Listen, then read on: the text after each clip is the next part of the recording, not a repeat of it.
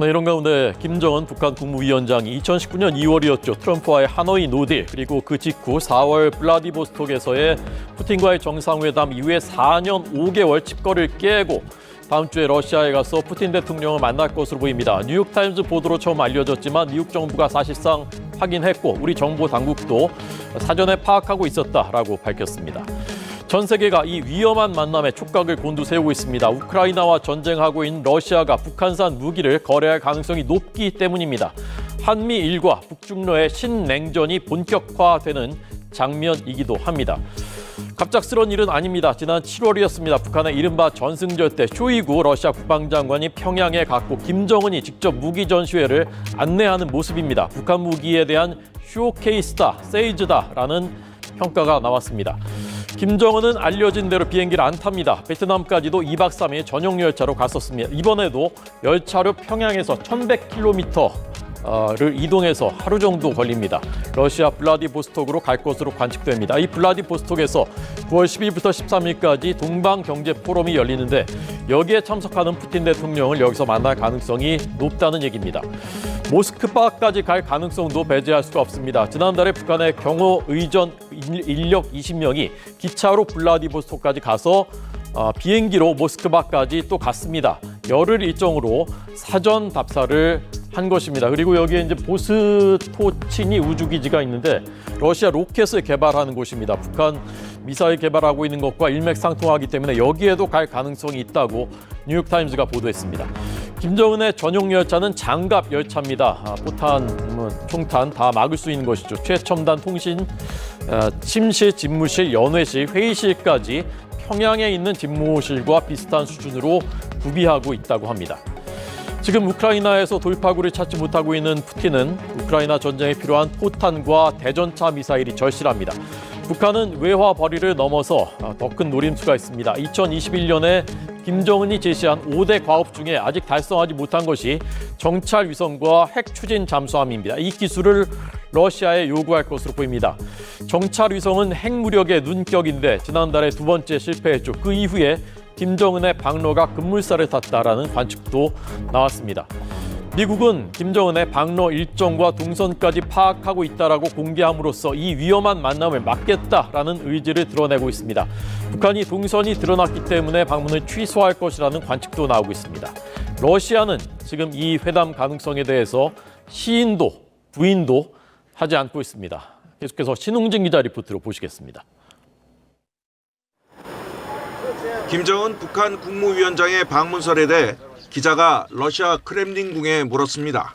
Нью-Йорк Таймс сообщает о скорой встрече Владимира Путина с Ким Чен Ыном и о том, что эта встреча может состояться в рамках Восточного экономического форума. Могут ли в Кремле подтвердить, что такая встреча готовится? Нет, не можем. У нас нечего сказать вам по этой теме. 확인은 거부했지만 긍정도 부정도 아닙니다. 방문지로 거론되는 블라디보스토크 현지 분위기도 마찬가지. 리아 노보스티 통신에 따르면 러시아 연해주 당국은 김 위원장의 블라디보스토크 방문 가능성에 대한 공식 통보를 받지 못했습니다. 러시아 극동철도청의 소식통들도 김 위원장이 타고 올 방탄 열차를 맞이할 준비에 대한 공식 명령도 없다고 통신은 전했습니다. 김 위원장의 러시아 방문설 배경에는 우크라이나 전쟁 이후 고립된 러시아의 절박함이 깔려 있습니다. 도와줄 나라가 북한뿐이라는 겁니다. We know that Russian Defense Minister Sergei Shoigu has visited recently, looking for artillery shells predominantly. Most likely that will be discussed between Putin and Kim Jong-un. 북한과 무기를 거래하는 것은 유엔 안전보장이사회 결의 위반인데 과연 러시아가 이를 무릅쓸 것인지 다음 주 10일부터 나흘간 블라디보스토크에서 열리는 동방경제포럼에 세계의 이목이 집중됩니다. YTN 신웅진입니다. 네, 미 백악관도 매우 심각합니다. 북한이 러시아에 무기를 제공하면 대가를 치를 것이다. 엄중하게 경고했고 러시아와 무기를 거래하지 않도록 설득할 기회를 찾겠다라는 입장도 밝혔습니다. 계속해서 권준기 워싱턴 특파원입니다. 제이크 설리번 백악관 국가안보회의 보좌관은 북한과 러시아 간 무기거래 협상이 겨울을 앞둔 시점에 이뤄지는 점을 주목했습니다. 우크라이나의 곡물 창고와 난방 인프라를 공격할 포탄을 북한에서 제공받으려는 의도라는 겁니다.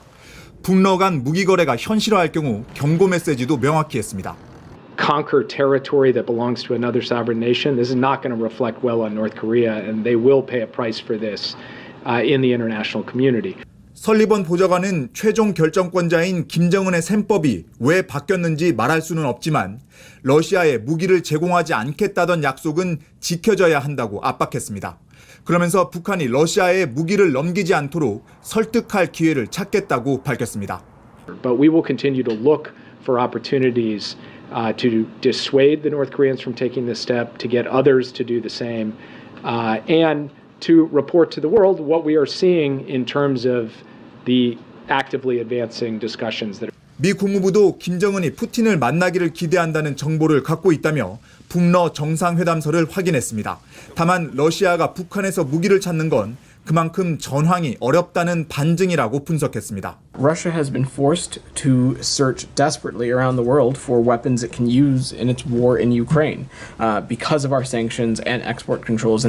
김정은과 푸틴 간 회담서를 처음 보도했던 뉴욕타임스는 북한이 무기 제공 대가로 러시아의 군사 기술을 바라고 있다며 최근 실패한 위성 발사와 핵탄두 소형화 기술을 예로 들었습니다. 워싱턴에서 YTN 권윤기입니다.